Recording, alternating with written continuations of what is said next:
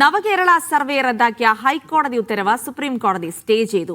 സർക്കാർ നടത്തിയ ക്ഷേമ പ്രവർത്തനങ്ങളുടെ മൂല്യനിർണ്ണയം നടത്തുന്നതിൽ എന്താണ് തെറ്റെന്ന് കോടതി ചോദിച്ചു.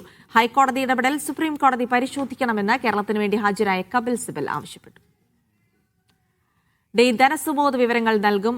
സുമോദ്, ഹൈക്കോടതിയിൽ നിന്ന് വലിയ തിരിച്ചടിയേറ്റ ശേഷമാണ് സർക്കാർ അപ്പീലുമായി സുപ്രീം കോടതിയിൽ പോയത്. സുപ്രീം കോടതിയുടെ പരാമർശങ്ങൾ അതായത് ഇത് തുടരാമെന്നുള്ള നവകേരള സർവേ തുടരാമെന്നുള്ള ഉത്തരവ് അത് സംസ്ഥാന സർക്കാരിന് ഇത്രത്തോളം ആശ്വാസകരമാണ്. ഈ രാഷ്ട്രീയ സാഹചര്യത്തിൽ സംസ്ഥാന സർക്കാരിന് വളരെയധികം ആശ്വാസം നൽകുന്ന ഒരു ഉത്തരവാണ് സുപ്രീം കോടതിയിൽ നിന്നും ഉണ്ടായിരിക്കുന്നത്. നവകേരള സർവേ റദ്ദാക്കിയ ഹൈക്കോടതി ഉത്തരവ് സ്റ്റേ ചെയ്യുകയാണ് സുപ്രീം കോടതി ചെയ്തിരിക്കുന്നത്.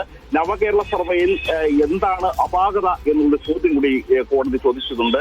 മാത്രമല്ല, ക്ഷേമ പദ്ധതികൾ എങ്ങനെ ജനങ്ങളിലേക്ക് എത്തുന്നു എന്ന് പരിശോധിക്കാനും വിവരശേഖരണം നടത്താനും സംസ്ഥാന സർക്കാരിന് അവകാശമുണ്ട് എന്നുള്ള കൂടി കോടതി നിരീക്ഷണമുണ്ട്.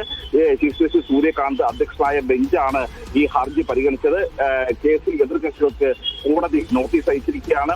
ഇതിൽ സുപ്രധാനമായ മറ്റൊരു നിരീക്ഷണം, പദ്ധതികൾ മെച്ചപ്പെടുത്താൻ സംസ്ഥാനങ്ങൾക്ക് ഇത്തരം പരിശോധനകൾ നടത്താമെന്നുകൂടി അതിനുള്ള ആ പരിശോധനകൾക്കുള്ള അംഗീകാരം കൂടി ഇപ്പോൾ സുപ്രീം കോടതി നൽകിയിരിക്കുകയാണ്. കഴിഞ്ഞ 10 വർഷത്തെ ഭരണ നേട്ടങ്ങൾ ജനങ്ങൾ എങ്ങനെ വിലയിരുത്തുന്നുവെന്ന് കണ്ടെത്താൻ വേണ്ടിയാണ് ഈ സർവേ നടത്താൻ തീരുമാനിച്ചിരിക്കുന്നത്. 20 കോടി രൂപയാണ് ചെലവായി വകയിരുത്തിയിരിക്കുന്നത്. എന്നാൽ സർക്കാർ നടപടി ചട്ടങ്ങൾ പാലിക്കാതെയാണ് എന്ന വിലയിരുത്തലിലാണ് ഹൈക്കോടതി ഇത്തരത്തിലുള്ള സർവേ റദ്ദാക്കിയിരുന്നത്. ബജറ്റ് വകയിരുത്തലോ ധനകാര്യ അനുമതിയോ ഇല്ല എന്നതടക്കം ഹൈക്കോടതി ചൂണ്ടിക്കാട്ടിയിരുന്നു. ഇതിന് പിന്നാലെയാണ് സംസ്ഥാന സർക്കാർ സുപ്രീം കോടതിയെ സമീപിച്ചത്.